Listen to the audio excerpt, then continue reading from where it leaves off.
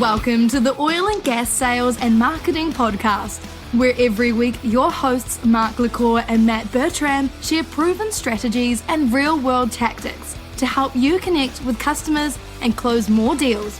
Let's do this. Hey, welcome back, everybody. Today, we're lucky enough, Matt and I, to have Kevin Condron on. Kevin is in a small company you may have heard of before called IBM. We have a long, very successful relationship with IBM. Love the people over there. And I think your title is actually Global Marketing Leader, Industrial and Distribution Sectors. But the biggest thing we want to talk about today is you and Matt are getting to marketing and comms. I'm going to contribute where I can, but quite frankly, audience, this is out of my sweet spot. So I'm going to learn as much as you. But Kevin, welcome to the show. Thank you. Thanks, Mark. Thanks for having me. And Matt, great to see you again as well. So delighted to be here. Yeah. Matt, I'm going to let you tee this thing up. Well, you know, we were having quite a good conversation in the pre-recording here, and so we decided to kind of stop that and bring everybody into the conversation. So I'll kind of go back and outline or set the table for everybody of what we're talking about. So we're really talking about the difference between marketing, PR or public relations, and then how communications internally and externally at a larger organization function. And so there's a lot of kind of key things to look at because marketing and is really about selling something, right? It's one way, it's directional, it's transactional. It could be part of a longer sales cycle because you can keep talking about it, right? Sales is like, you know, a conversation broken up into small bits, right? And then Kevin was bringing up some good points about PR and really sound bites and messaging and what are you trying to communicate where people are busy and hearing a lot of stuff. What is the clear, consistent message that you're trying to get out? And then internal comms is like how you're managing that. Public crisis management, which I know Mark brought into the conversation, really falls in kind of PR. And then like if there's any internal fallout of hiring or something like that, like where you're communicating internally to the team. And so we're going to kind of break this apart. It layers over each other. There's different metrics. There's different people you're speaking to with different messages. There's a lot of important pieces that you need to know that if you are at a organization versus an agency, per se, you might be the only one that knows these things, right? And they're looking at you. And I brought up the analogy of like IT. I remember back when the internet was starting, if you knew about computers or servers or like anything, programming, like you just knew about everything. And I think that marketing is slowly starting to see that there's all these different disciplines. There's all these different kind of ways they fit together and work together. But it depends if you're at, say, an agency and you have a huge network of support or you're a bigger company, there might be a team of people. But if you're at a mid-size company, a small company, there's one generalist that's doing it all, right? And all these things get mixed together. And so the goal of this podcast is to kind of start to pull those things apart and give examples. So in your head, you understand what's going on when you're communicating with people about these sort of things. And Kevin, kind of getting back to the conversation we were having right before we started recording, you said that there were kind of 4 key things that you were outlining. Sure. So I think almost jumping forward to the end of the discussion and saying, but what are the 4 things that I want you to take away from this discussion, whether you're on the marketing side or the comms side, or in some organizations, this is going to be one person, as you said, or it might be a marketing and comms function.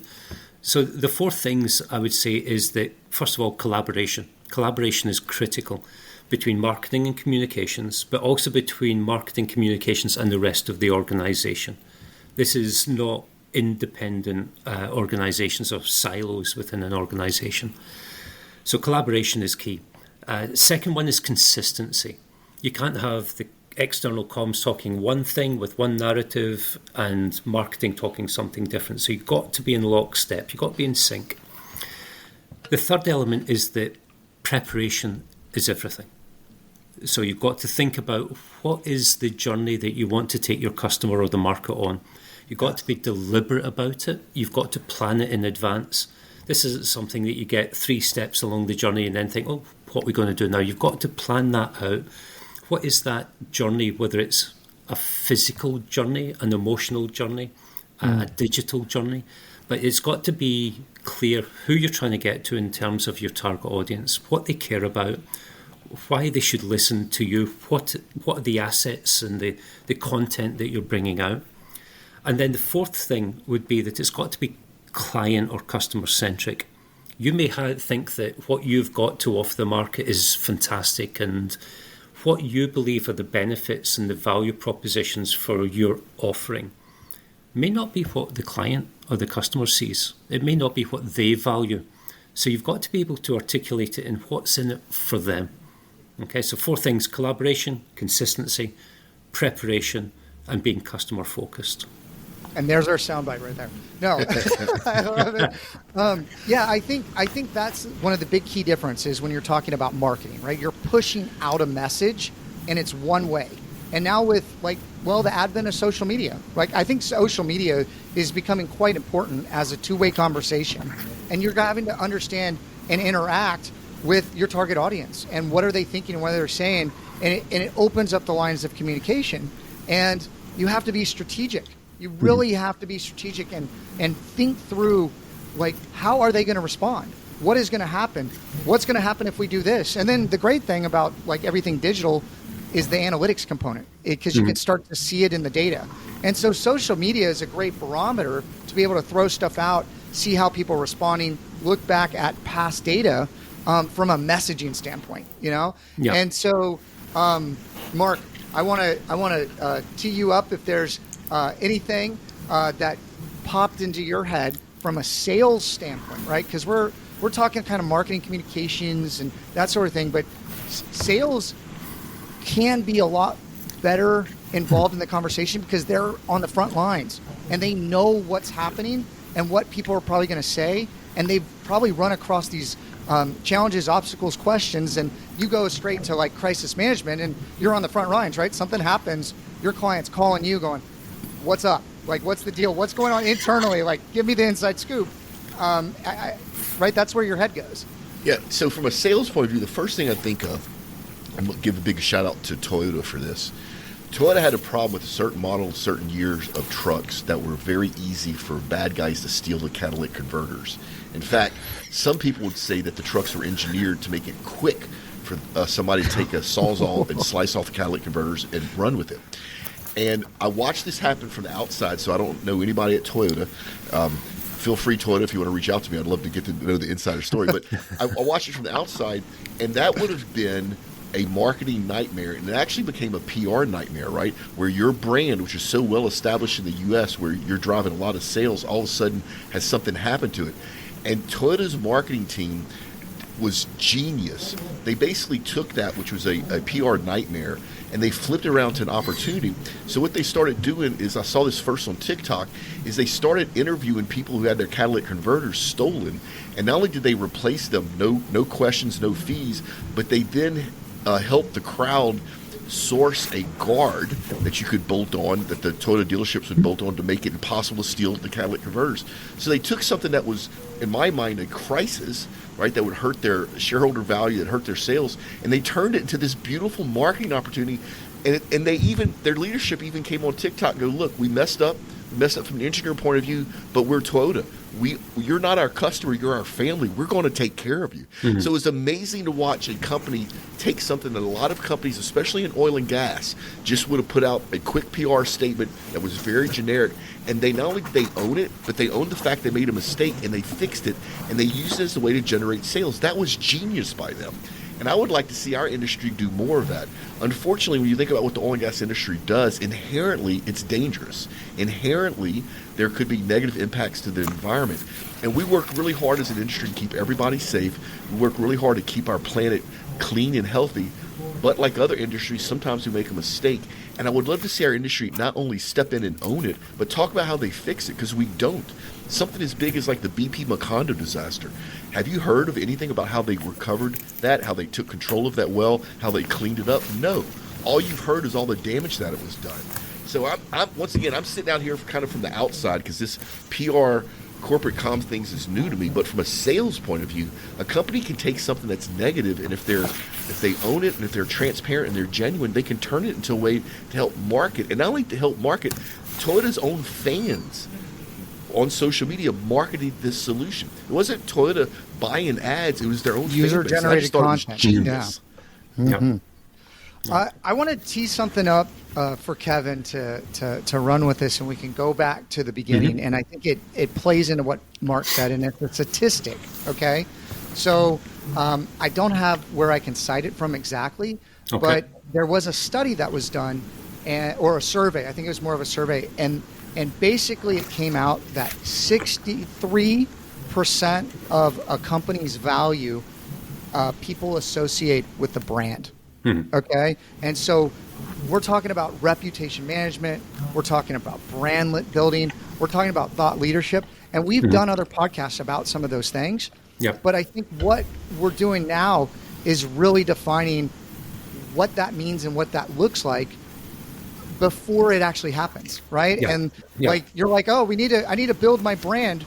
I need to, make sure like everything's like an onion. As you peel it back, you find out more stuff. But again, that comes down to you got to think about what you want people to find, and it's very strategic about how you message and position your brand in the marketplace. And so, Kevin, I'll turn it over to you with that to discuss because you're driving it globally for IBM, and so I would love to hear kind of the things you think about and kind of what you're talking to your team about, and even if there's any kind of case studies or scenarios you can share to further articulate some of these points. Yeah, I think it's a great point, Matt. And when you talk about the value of the brand, that's everything. It's from what people read about you. It's the sellers that go face to face with the client. It's about the advertising you do, the literature that you create, how you turn up at things, your relationship with journalists and industry influencers and analysts, what you look like online, offline, in person. So your brand is everything. It's we within the marketing and comms function may be the custodians of it. But in reality, everyone's a custodian of the brand. Everyone's responsible because everyone contributes to what that brand actually means in reality. And I think coming back to something you said a few minutes ago, which was key, is especially when we're looking in the business-to-business side, marketing's about building up relationships. And it's about having those relationships over time. Your sellers may be the face-to-face embodiment of that relationship. But the decision-making unit, especially within a business-to-business environment, has become increasingly complex. And there's various studies that say, is the decision-making unit 14 people? Is it 20 people? The thing is, it's big. Okay, it's much bigger than it used to be. It's much more complex. But also the sales cycles are longer as well. So what we're trying to do is make sure that this isn't just let me go in and sell you something and get out of the way and you'll see me in another year's time when I want to sell you the same thing again. But it's how do you maintain a relationship? Because at the end of the day, people buy from people.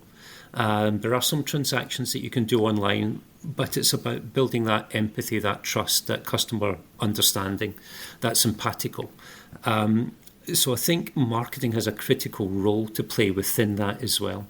And to what Mark was saying, the sales teams become part of the way that you take that to the client. They're ambassadors. They're the ambassadors of the brand, right? Yeah.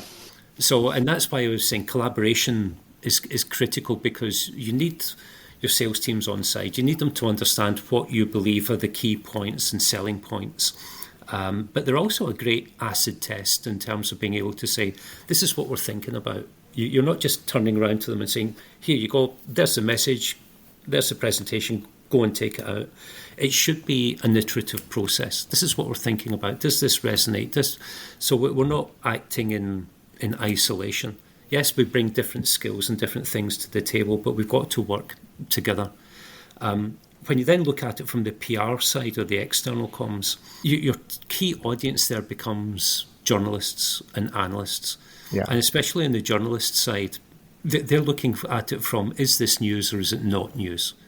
How do I take this from what you're selling? Okay, you may have the 25, 50-page white paper that goes into the technical detail of your offering. I'm not going to put that in my newspaper column or in my online article.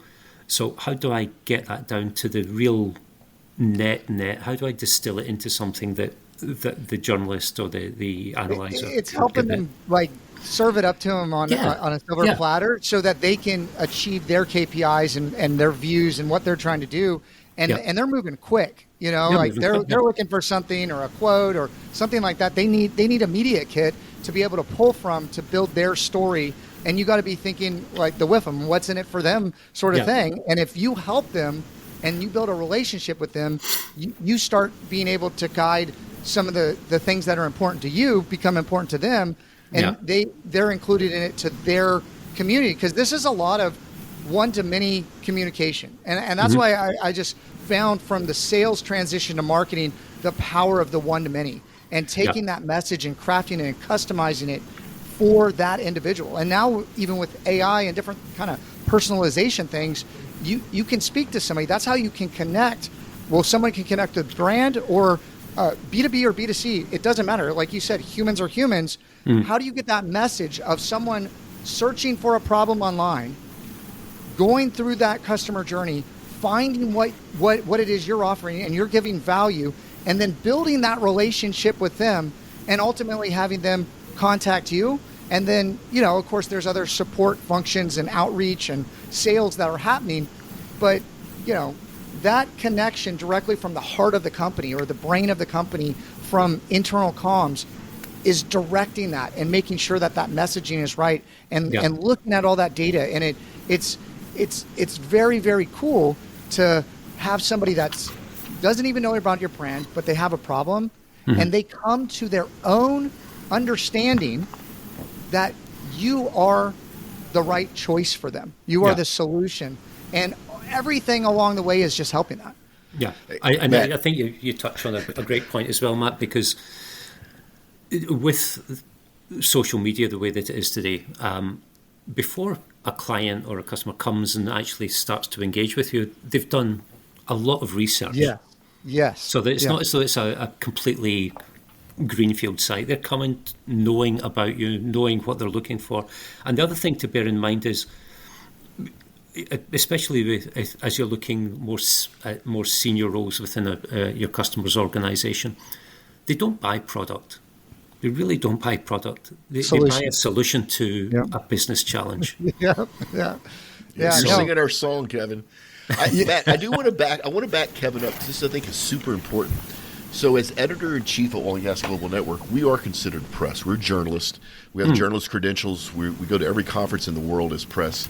And I get, no kidding, probably 100 PR agencies every day reach out to me and try to pitch me a story of one of their clients. And Kevin, you are spot on. When I get these generic copy and paste emails from PR companies, I don't even skim them. They're just deleted. However, of those hundreds that I get every day, there's always 2 or 3 where somebody took the time to understand what's important to us, so the energy industry, and to take a sentence and highlight it. Hey, our person said this. We think that would be a great quote. And when the PR agencies do that and send it to the journalists, which are us, we engage with those people. They actually make our job easier because we're constantly looking for content, which is what all journalists are looking for, good content. But based on the programming that our different podcasts are trying to perceive. So if people do the research and they figure out what podcast and where that message is and how their story fits in, there's a lot higher likelihood. And the key thing, I think, about the PR component versus the marketing, right? And so I look at it like comms is going, what are the assets we need to tell our story? Marketing is like, okay, how do I push that out there? How do I create demand? How do I harvest that demand? PR is the trust building, the proof. It's the third party verification. Because if someone pitches something to Mark likes it, he knows everything that he knows, and then he talks about it, it's coming from him, not the company, right? Yep. And so that's where the influencers, this is where the journalism, this is where the news organizations should be evolving. They are meant to filter the information because they're experts and to give a fair representation of what's going on. And so if someone in that capacity endorses you, it gives so much credibility. It's like, so if we run ads, for example, for a company or a podcast that we're pushing on our LinkedIn, right? So if we're running those ads and it reaches our 50, 100,000 people, there's a level of credibility before. So it's basically, what is it called? Like you're kind of teeing up, there's a specific word for it, your brand before someone gets it. So you're already putting them into the state of, if they trust this person, they're going to trust that message. And so like it's a positioning thing. There's a specific word, it escapes me right now, but it's so important to get that third-party verification, because everybody doesn't know anything. There's so much information online. So it's like, where are the trusted sources that I know to get an orientation on where I should think about this product in my head or in the prospect's head? That's what you're trying to figure out, is what do you want them thinking before you start giving them your message, right? Yeah. So I think what you and Mark have just discussed is my third and fourth points. It's about preparation being key and about being customer focused in what you do, rather than we've all got examples, I'm sure, in our own history of features and functions of a specific thing that we think is fantastic, and the client says, don't get it, not really that important. But I think the other element that I'd like to come back to, which is linked to this, is a lot of the times around marketing and comms, what we're anchoring on is specific moments in time. So that there becomes moments in time. Now, that moment in time could be a major event. So, for example, it could be an activity like Sarah Week, for example. It could be something like a new offering that you're launching. It could be a piece of thought leadership. It could be a news announcement. But very rarely should those things happen as just what I refer to a lot as like fireworks. You get this burst of noise and light and energy, and then it goes dark again. You've got to maintain that on a journey. You've got to take your customers on a journey and think about, how are you going to evolve them from, in marketing and comms, we talk a lot about where in the funnel or where in the sales cycle, essentially. So at the beginning, you may be talking about things in more general terms, getting people enthused, getting the people engaged. But as you go through that or down through that sales funnel, things become a bit more detailed. This is where you're going through that sales cycle where, okay, I got the message, I understand the excitement, I can see what you're doing. Okay, tell me some more. Let's go deeper. Then you start getting into the details, and marketing and comms still works hand in hand with sales as we go through that, because Kevin, that's where you start getting into different assets. Mark. Kevin, I got to ask you this. You don't work for a small company. I know IBM well. How do you manage to keep everybody on a common focus and a common mission in the different roles in marketing, PR, and comms in a company that is as large as you? I mean, internally, it has to be sometimes a challenge. Is it just you being clear in your communication to everybody else? I think it's being clear. It's being transparent. But again, my second point was about consistency and collaboration. So making sure that the sales teams know what you're planning, people knowing what you may be bringing to market in terms of offerings and solutions, having clarity from the very top of the organisation about what our key mission and focus areas are. Because, we've got hundreds and thousands of offerings, but what is it that we're trying to achieve? And I've always, throughout the different roles that I've had, I've always tried to keep one thing very clear in my mind. I should be able to articulate and convince our sales teams, our leadership teams, what I'm trying to achieve from a marketing and comms strategy. And I should be able to do that within a couple of minutes. If I can't, and they don't get it, then I've got no chance of them being able to articulate it and take it forward. I need to make sure that they can understand it, agree with it, but then take it out and carry it with them and articulate it in the same way to their customers and out into the market. You are singing our song. So the whole reason Matt and I started this podcast is we think in oil and gas, sales and marketing should be joined at the hip. They should be partners on everything. And what you just rattled off is that same thing, just on a much bigger scale, right? I love that. I know, Matt, you want to jump in, so I'll be quiet. The one thing I really want to add, and this has had me thinking, Kevin, since our last conversation, and you brought it up again today, is you were talking about a shared experience, okay? And a moment in time, a shared experience.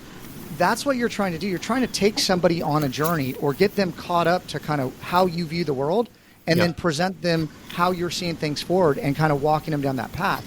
And I think, for big brands, you're talking about bigger experiences. And I think that's why the Super Bowl is just so powerful, right? Everybody's having the same experience at the same time, and people entertain you with ads. Like, I watched the Super Bowl for the ads. Like, why don't they do that all the time? Like, I think that, if you get good at what your message is and the story and what you're trying to communicate, and you can get them to have a same experience, whether it's the whole company, whether it's like client base, whether it's like the public, if you can get people into that shared experience at that same moment, people come together. Right? And people do business with people they know, like, and trust. And if you can solidify and codify that establishes your place as a brand in one person's eyes or in a million people's eyes. Yeah. We've just had one of those exact experiences over the last couple of weeks from the IBM perspective. So we're a long-standing technology partner at the Wimbledon Tennis Championships. So what we do with them, we cover everything from on-court statistics, we analyse the data, we work with them on their commerce side. So there's a whole range. This partnership's over 20 years old.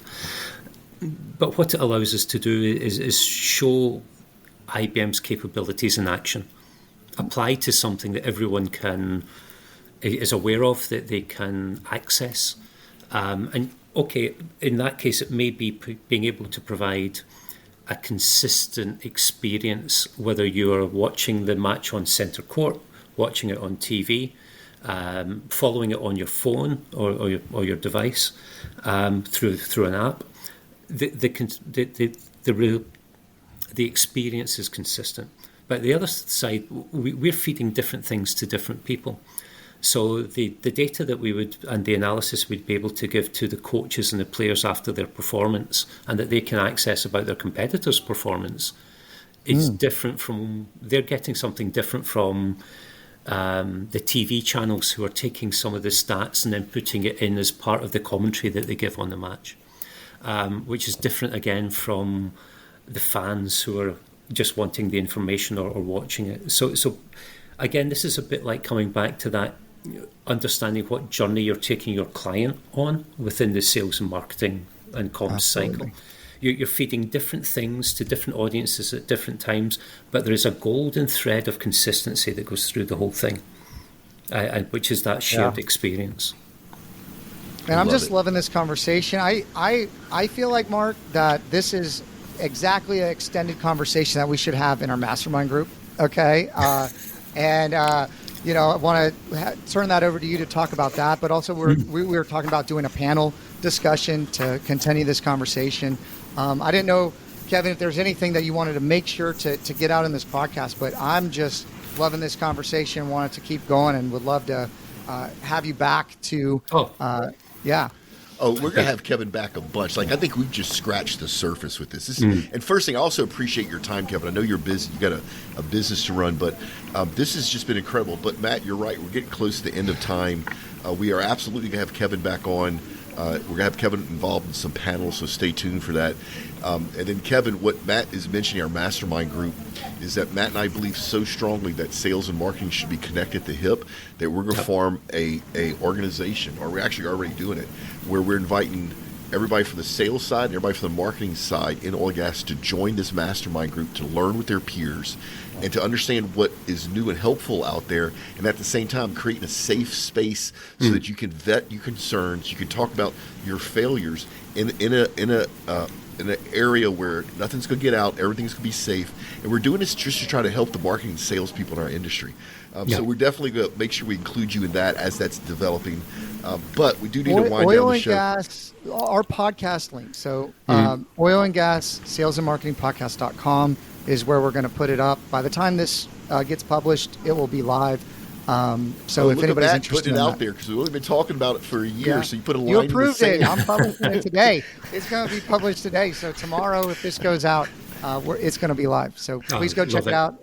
Well, this will go out actually next week, so you got a little bit of time, Matt. Anyway, we need to wind stuff down. Let's make sure we get some of the stuff out there to pay the bills. If you want to sign up for our 2 newsletters, most of the links in the show notes. Our oil and gas events newsletter, where we take all the oil and gas conferences, put them together, put them in your inbox once a month for free. That's useful, especially if you're in sales and marketing. And then our Sunday update.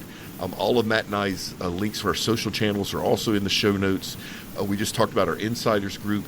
Now it's time for our LinkedIn fail or tip of the week. Kevin, you have a LinkedIn fail or tip for our audience. Do you want to share? I've got a tip. I'll give you 2 tips, in fact. So first of all, reposting. If you're reposting, add some value. Please add some value. Don't just repost and say, I like that. Add some value and some opinion. The other thing that I'd say is 70-20-10. 70-20-10. So when you're posting content, 70% should be about the industry or the function or the role that you have, non-specific to your company. 20% should be about what your company's doing. So broadcast what you're doing, what your company's doing, what you think's great. 10% should be about you. Be human, be original, be authentic. Nobody wants to just listen or follow somebody who's just posting about what the company told them or, my company's great. All of our companies are fantastic. But so 70% about the market and how you add value, 20% about what your organisation is doing, 10% about you as an individual, you as a human. That is some of the best tips I think we've ever gotten. I'm going to have to go back and look at my own content and see if if it fits in that 70-20-10 box. That is fantastic, Kevin. That's great. And then, like I said, we're going to have you back on. There's so much we need to unpack here, and we really appreciate you coming on, helping sharing this with our audiences. And audience, if you want to reach out to Kevin, his LinkedIn profile link will actually be in the show notes as well, and we'll have a backlink to IBM. As unfortunately, we got to wind this thing down. So everybody remember, make a difference and not a sale.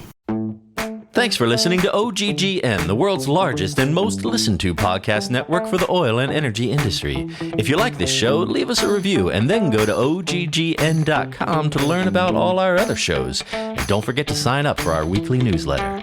This show has been a production of the Oil and Gas Global Network.